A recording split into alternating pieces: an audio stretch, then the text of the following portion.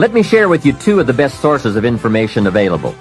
First, as we have mentioned, learn from your own experiences. Become a good student of your own life. It's the information you are most familiar with and feel the strongest about. So make your own life one of your most important studies. And in studying your own life, be sure to study the negative as well as the positive, your failures as well as your successes. Our so-called failures serve us well when they teach us valuable information. They're frequently better teachers than our successes. One of the ways we learn how to do something right is simply by doing it wrong. Doing it wrong is a great school for learning. Now I would suggest that you not take too long. If you've done it wrong for 10 years, I wouldn't suggest another 10. But what a close at hand and emotionally impactful way to learn from your own experiences. When I met Mr. Schoaf, I had been working 6 years. I started when I was 19, and when I met him, I was 25.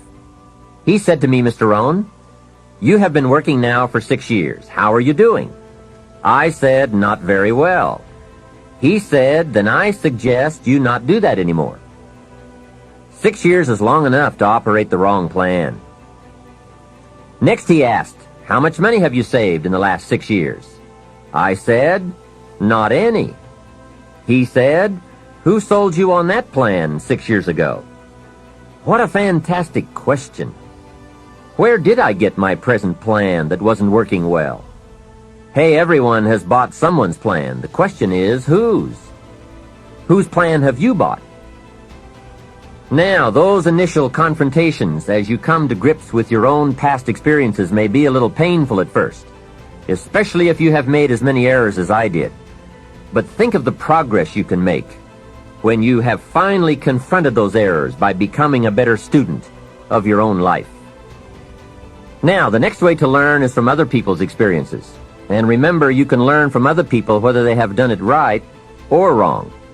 You can learn from negative as well as positive. The Bible is such a great book because it is a collection of human stories on both sides of the ledger. One list of human stories is called examples. Do what these people did. And the other list of human stories is called warnings. Don't do what these clods did. What a wealth of information.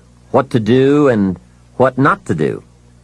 I think it also means, however, that if your story ever gets in somebody's book, make sure they use it as an example, not a warning.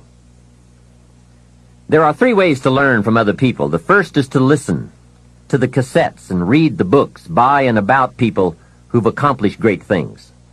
All the successful people I know and work with around the world are good readers. They just read. They are so curious that they are driven to read because they just have to know. It is one of the things they all have in common. Here's a good phrase: all leaders are readers. And they use cassette programs too, especially while they're in the car or during other times when they can't read. Cassettes can help all of us easily pick up new ideas and new skills. Did you know there are cassettes and books on how to be stronger, more decisive, a better speaker, a more effective leader, have a better effect on other people, become more loving, develop personality, get rich, develop influence, become sophisticated, and people don't use them? How would you explain that? Did you know that hundreds of successful people have written their stories in books and told how they did it on cassettes like this, and people don't want to listen? How would you explain that? The guy's busy, I guess. He says, well, yeah, if you worked where I work, by the time you struggle home, it's late. You've got to have a bite to eat, watch a little TV, and get to bed. You can't stay up half the night and read. And this is the guy that's behind on his bills. He's a good worker, hard worker, sincere. But remember, you can be sincere and work hard all your life and wind up broke, confused, and embarrassed. You've got to be better than a good worker. You've got to be a good reader, a good listener. At least he could hear a good cassette on the way home, right? Now, you don't have to read or listen to educational cassettes half the night. Although if you're broke, it's a good place to start. But here is all I ask, just 30 minutes a day. That's all. Stretch it to an hour if you can, but at least 30 minutes. Half rich isn't bad. 30 minutes. Hear or read something challenging, something instructional, at least 30 minutes a day. And here's the next key. Every day. Don't miss. Miss a meal, but not your 30 minutes. Hey, you can get along without some meals, but you can't get along without some ideas, examples, and inspiration. There's a Bible phrase that says, humans cannot live on bread alone, or food alone. It says the next most important thing to bread is words. Words nourish the mind. Words nourish the soul. Humans have to have food and words to be healthy and prosperous. Make sure you have a good diet of words every day. I told my staff one day, some people read so little they have rickets of the mind. And also remember to properly feed the mind, you must have good balance. Don't just read or listen to the easy stuff. You can't live on mental candy. Here is a thought. Why not call good books and cassettes tapping the treasure of ideas? That's it. Tapping the treasure of ideas, like you're doing with this program. And if somebody's got a good excuse for not tapping the treasure of ideas for at least 30 minutes every day, or spending the money and getting the books and cassettes, I'd like to hear it. Some excuses you wouldn't believe. I say, John, I've got this gold mine. I've got so much gold, I don't know what to do with it all. Come on over and dig. John says, I don't have a shovel. I say, well, John, get you one. He says, do you know what they want for shovels? Hey, invest the money. Get the cassettes and books. The best money you can spend is money invested in your self-education. Don't shortchange yourself when it comes to investing in your own better future. Mr. Schoaf got me started on my library when I first met him. He said to me, become self-educated. Standard education will get you standard results. Check those numbers and see if that's what you want. And if it isn't, if you want something better than standard, you must become self-educated. So I went to work on my library, and I now have one of the best. Schoaf recommended a couple of books in particular to get me started. Now, I had a Bible, that's 66 books, so that was a pretty good start, and my parents saw to it that I had a good study of the Bible. But the first book Mr. Schoaf told me to get was the book Think and Grow Rich by Napoleon Hill. If you don't already have it, it's a great one to add to your library. Earl Nightingale has put it on cassette. The title should intrigue you. Think and Grow Rich. I read it several dozen times. Schoaf said repetition is the mother of skill. And if you could have seen my bank account at the time, you would have known I needed lots of that kind of repetition. Some of the ideas in that book made major changes in my life. As I look back now, the book was worth thousands, and I bought it for pennies. I learned a very valuable lesson. There can be a great deal of difference between cost and value. Before I met Mr. Schoaf, I used to ask, how much does it cost? After I met him, however, I soon learned to ask, how much is it worth? I started basing my life on worth instead of cost, and everything changed. So that was one book he recommended, Think and Grow Rich. The next book he recommended I get was a book on nutrition. Schoaf said, study nutrition. Vitality plays an important part in doing well. Some people don't do well because they don't feel well.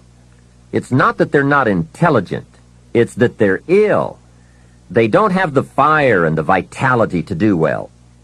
So he really got on me about nutrition. Now, some of those health books are a bit weird, but you can separate out the weird stuff. There are cassettes on nutrition, too. Remember, don't be a follower. Be a student. Someone says, I read this book. Should I follow? And the answer is no. Read at least 2 books and make up your own mind. Don't be a follower. Be a student. So take care of yourself. There's a Bible phrase that says, many times the spirit is willing, but the body's weak. So you have to work on both. You wake up in the morning and the mind says, let's go get 'em. And the body says, I can't even get out of bed. So work on your health. A person's library of books and cassettes reveals his or her most dominant desires. It's interesting to walk into someone's house and browse through the library. What does your library say about you? So read all the books. Now here's good news. You don't have to read them all at once. Try this. 2 books a week. In 10 years is 1,000 books. If you read 1,000 books in the next 10 years, do you think they would greatly influence all the dimensions of your life? The answer is, of course. Well, here's what's exciting. It's only 2 books a week. However, I would suggest if you haven't read 2 books a week for the last 10 years, you are about 1,000 books behind. Can you imagine the incredible disadvantage it will be 10 years from now to stride into the marketplace 1,000 books behind? For some confrontations, you won't be a match. And for some opportunities, your knowledge will be too lacking. For some values, your philosophy will be too shallow. Missing skills, missing knowledge, missing insights, missing values, missing lifestyle. It could happen if you don't read the books. Remember, the book you don't read won't help. You can't read too many books, but you can read too few. Now, the next way to learn from others is to listen. Become a great listener. Get around successful people and listen. Listen to what they say, and listen to how they say it. There is something to be said for style as well as content. And never has listening to successful people been easier or less costly than it is today. With cassettes like the one you're listening to now, you can own cassette programs by and about the most successful people in any field. And you can listen to their ideas while you do something else. While driving your car, exercising, getting dressed in the morning, anytime. Listen over and over again until their ideas become your ideas, their inspiration, your inspiration. A lot of the books you're anxious to read, such as Think and Grow Rich, have been condensed and narrated on cassette.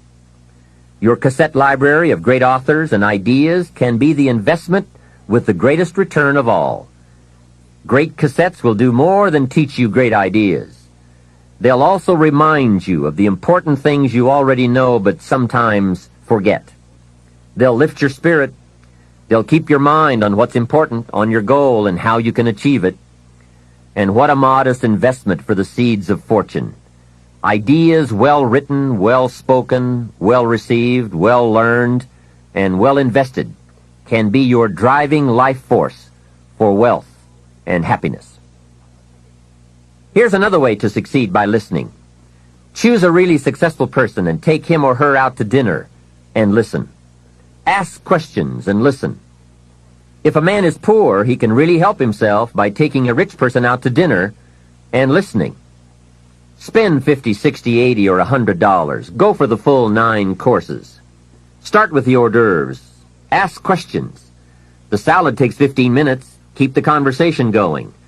The biggest steak in town takes 45 minutes. Keep it rolling. Ask more questions.